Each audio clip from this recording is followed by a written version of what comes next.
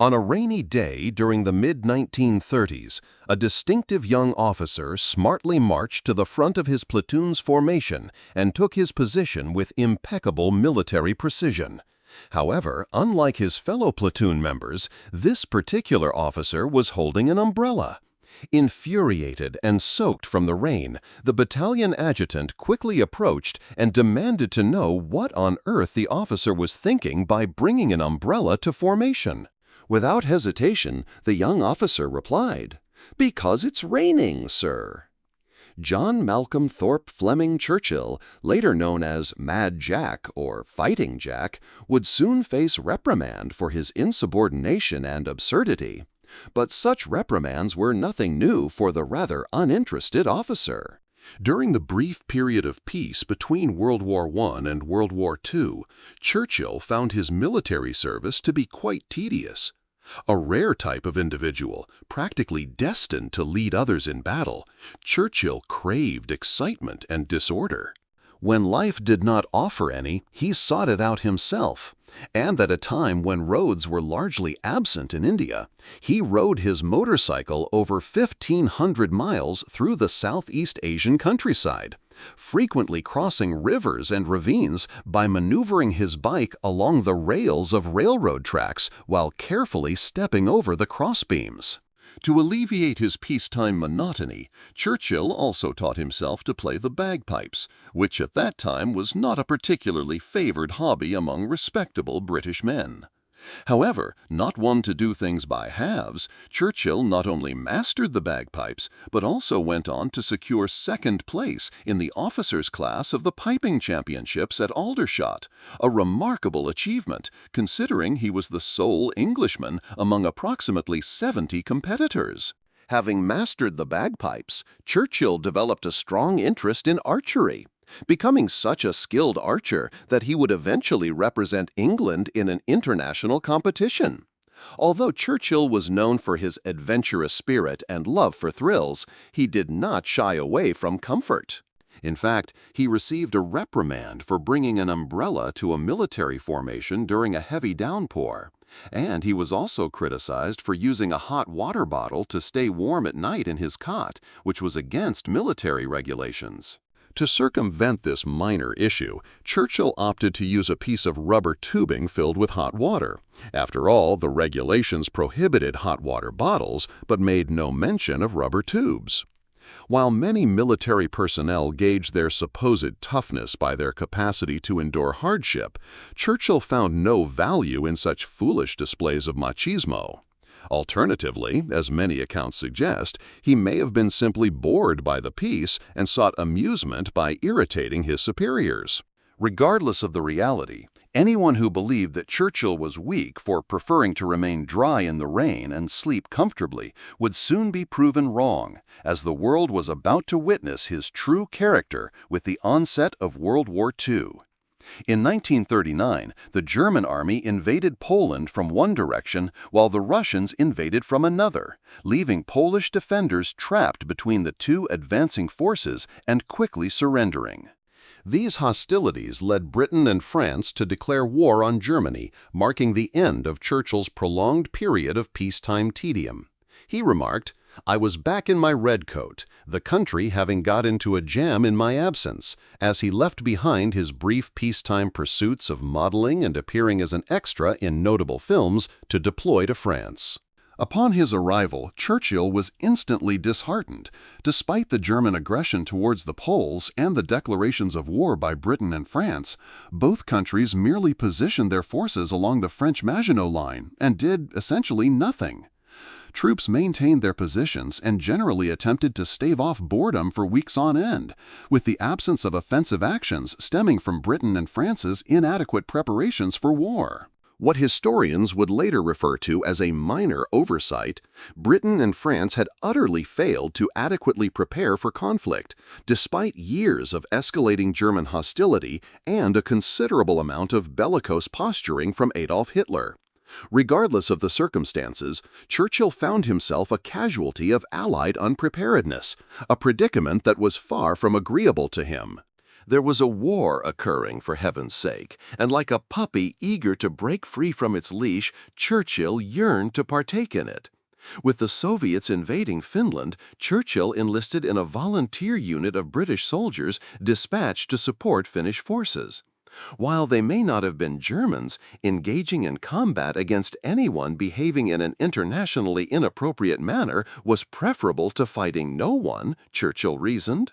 Bidding farewell to his comrades, Churchill joined the Finnish contingent. But before the mission could reach Finland, it was abruptly cancelled due to some sudden and extremely aggressive German actions along the entire Maginot Line. Finland would have to defend itself against the Soviets. At last, the proper war had commenced. Upon returning to his comrades, Churchill was instantly discontented with the British Army's inability to maintain its position against the formidable German blitzkrieg, which comprised tens of thousands of infantry, numerous tanks, and an equal number of fighters and bombers.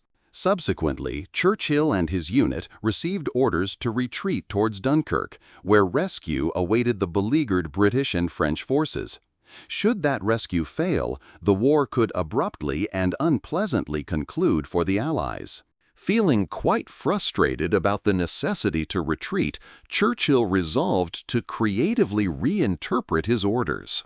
Instead of merely falling back en masse, he initiated an aggressive campaign of guerrilla raids and counterattacks against the German forces.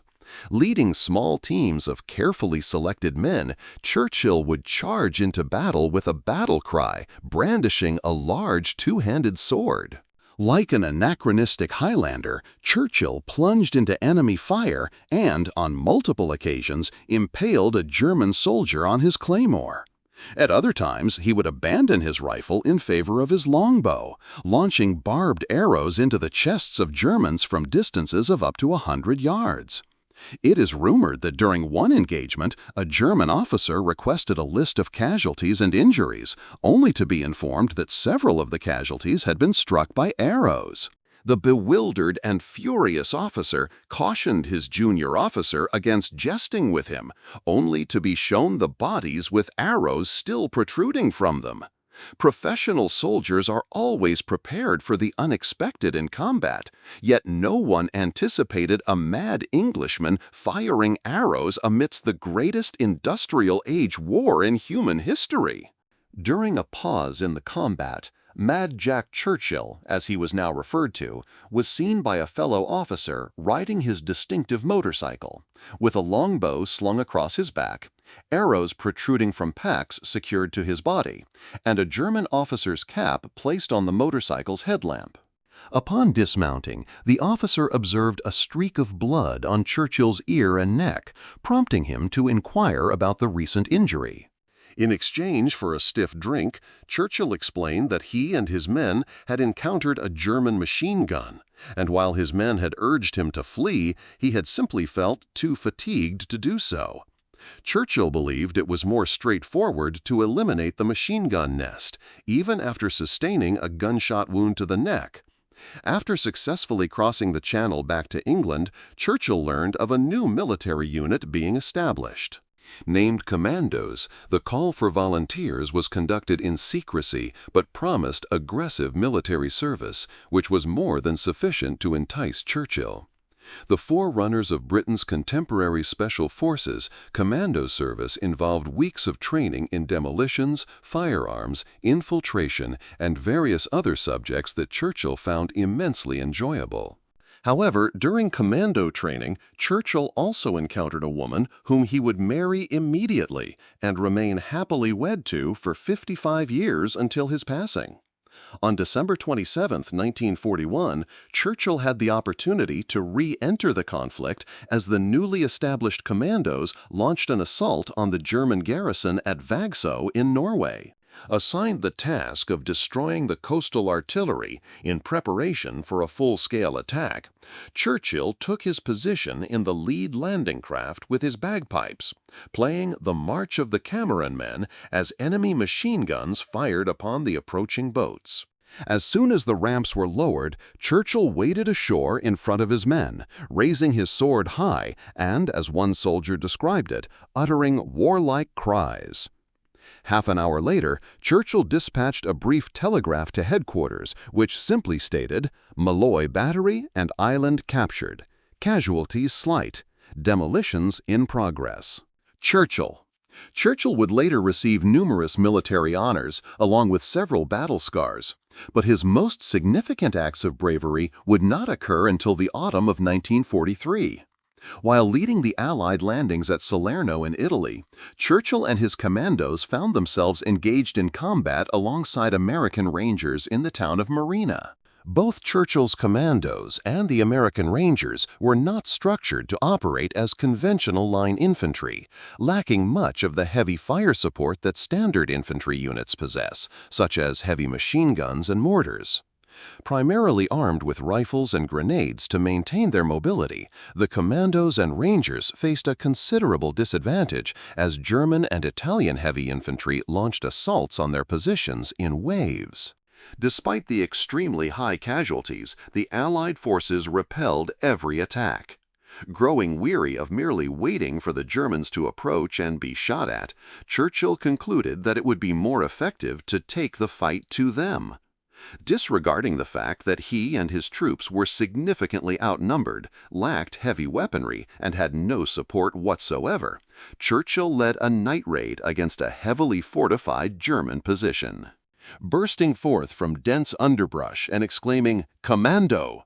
Churchill, along with his small team, obliterated the German stronghold and captured 136 prisoners. However, Churchill and one of his corporals had found themselves significantly ahead of their unit during the skirmish, and suddenly they were alerted by the sound of numerous Germans entrenching themselves in combat positions around them amidst the night's obscurity. Never one to squander an advantageous moment, Churchill resolved that it would be unwise to return to friendly lines alone. Instead, he drew his enormous sword and confidently approached the nearest German position, commanding the soldiers to raise their hands in German. Perhaps they believed they were confronted by the specter of a long-lost medieval lunatic, or they simply doubted that even their bullets could harm a man so audacious that he entered battle wielding a colossal sword. The Germans complied and were subsequently captured. Yet Churchill was not finished. He felt it would be inappropriate for his German captives to feel isolated, so he opted to visit another German position. By the conclusion of the night, Churchill and his corporal had taken 42 German prisoners, escorting them back to British and American lines at sword point. Churchill later recounted to a senior officer that as long as you instruct a German loudly and clearly what to do, if you outrank him, he will exclaim, "Jawohl!" and proceed with the task enthusiastically and efficiently, regardless of the circumstances. That is why they are such exceptional soldiers. However, a few months later, Churchill himself would find himself captured. Surrounded on all fronts by Germans, with only 6 men and himself remaining alive, and armed with nothing but revolvers and a single American carbine, Churchill continued to fight until their ammunition was exhausted, at which point a mortar shell claimed the lives of 3 of his men and injured another. With no means to retaliate and seemingly cut off from his reliable sword, Churchill took out his bagpipes and braced himself for his demise, playing "Will Ye No Come Back Again" until a German grenade rendered him unconscious. He was subsequently sent to a POW camp, but soon grew weary of not engaging in combat with Germans, prompting a hasty escape. Upon being recaptured, he was transferred to a more secure POW camp, only to escape once more. After reuniting with a column of American armor, Churchill was rescued, but was dismayed to learn that the war was nearing its conclusion. Upon returning to his unit, Churchill remarked, "There are still the nips, aren't there?" And thus he volunteered to be deployed to the Pacific. Unfortunately for Churchill, upon his arrival, the Americans dropped their second nuclear bomb, leading to a swift Japanese surrender. A disheartened Churchill later told a friend, "If it hadn't been for those damned Yanks, we could have kept the war going for another 10 years." He expressed to another friend that the Japanese had betrayed him by surrendering, and immediately began seeking an opportunity to participate in the numerous brush wars that erupted in the aftermath of World War II.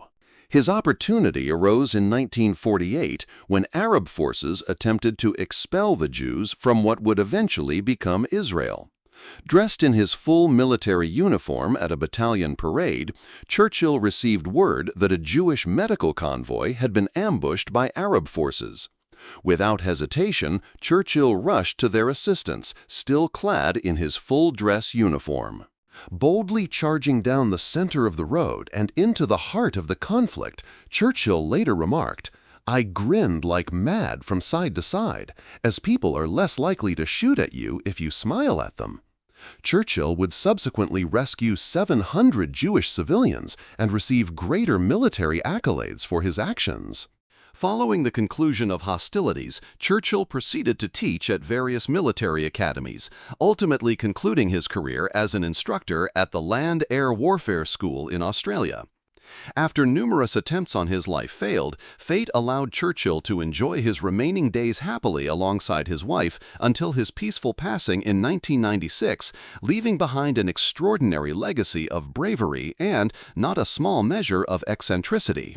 Best known for his distinctive claymore, which he carried into battle, Churchill once responded to a general who was awarding him a decoration and inquired about the weapon by stating, "In my opinion, sir, any officer who goes into action without his sword is improperly dressed." Was Mad Jack Churchill genuinely insane or merely extraordinarily courageous? Would you like to hear more stories about other historical figures of remarkable valor? Please share your thoughts in the comments. Additionally, be sure to check out our other video, The Most Insane Ways Men Escaped from Prison. And as always, if you appreciated this video, please remember to like, share, and subscribe for more excellent content.